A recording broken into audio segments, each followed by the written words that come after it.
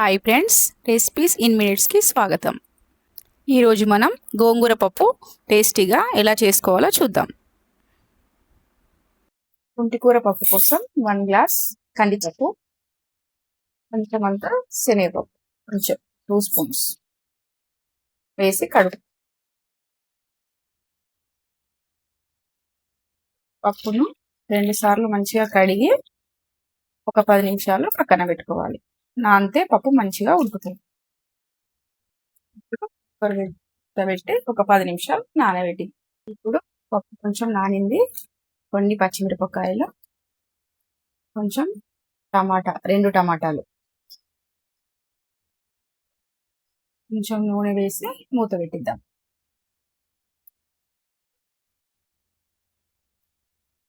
ఇప్పుడు stove on చేసి 3 whistles అయ్యేంత వరకు పప్పు ఉడకబెట్టుకుందాం.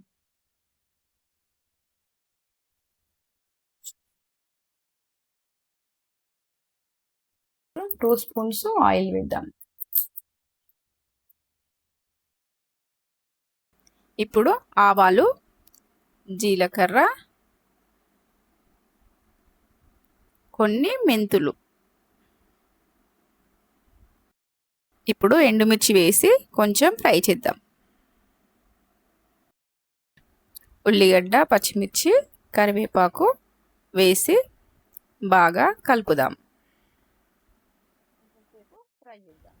ఇప్పుడు ఉల్లిగడ్డ పచ్చివాసన పోయేదాకా కలుపుదాం.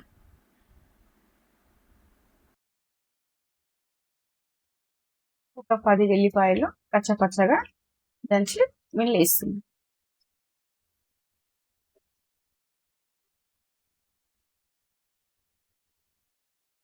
కొంచెం పసుపు వేసి బాగా కలుపుదాం.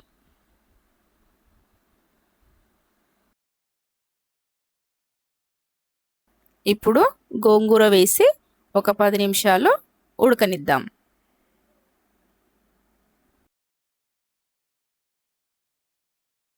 ఇప్పుడు గోంగూర మంచిగా మగ్గేదాకా ఉడకబెడదాం.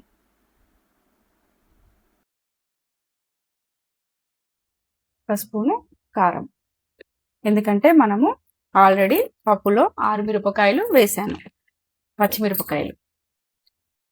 1 స్పూన్ సాల్ట్, కొంచెం సేపు ఉడకనిద్దాం.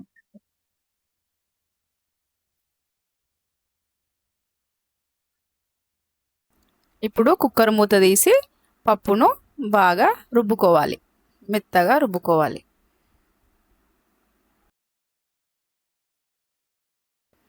ఇప్పుడు మనము టమాటా, పచ్చిమిర్చి మొత్తము మిక్స్ అయిపోయేదాకా రుబ్బుకుందాం. ఇలా స్మాష్ చేసుకుందాం. ఇప్పుడు ఈ పప్పుని గోంగూరలో వేసి కలుపుదాం. గోంగూర మంచిగా ఉడికింది. ఇప్పుడు పప్పు వేసి బాగా కలుపుదాం. 2 కలిపి మంచిగా ఉడకనిద్దాం, అప్పుడే టేస్ట్ బాగుంటుంది. కొంచెం సేపు ఇలా కలిపి పప్పును ఉడకబెడదాం. కొద్దిసేపు గోంగూర పప్పు 2 బాగా కలుపుతూ ఉండాలి. అప్పుడే గోంగూర పులుపు అనేది పప్పుకు పట్టి మంచి టేస్ట్ వస్తుంది. ఇలా బాగా కలుపుతూ ఒక 10 నిమిషాలు పప్పును ఉడకబెట్టాలి. ఇప్పుడు ఒక గ్లాస్ నీళ్లు పోసి ఉడకబెట్టుకుందాం. ఇప్పుడు లో ఫ్లేమ్ మీద కొంచెం సేపు ఉడకబెడదాం, ఎందుకంటే ఇది రెడ్ కలర్ పుంటికూర కాబట్టి ఇది పుల్లగానే ఉంటుంది, ఇక చింతపండు అవసరం ఉండదు. ఇలా ఒక 10 నిమిషాలు ఉడకబెట్టుకోవాలి. పప్పు రెడీ అయినట్టే. ఇప్పుడు పప్పు రెడీ అయింది, కొత్తిమీర వేసుకుందాం. ఇలా పప్పు రెడీ అయిపోయింది. మన గోంగూర పప్పు చాలా టేస్టీగా ఉంటుంది. మీ ఇంట్లో కూడా ట్రై చేయండి. ఈ వీడియో కనుక మీకు నచ్చినట్లయితే లైక్ చేయండి, షేర్ చేయండి, సబ్స్క్రైబ్ చేయండి. Thank you for watching.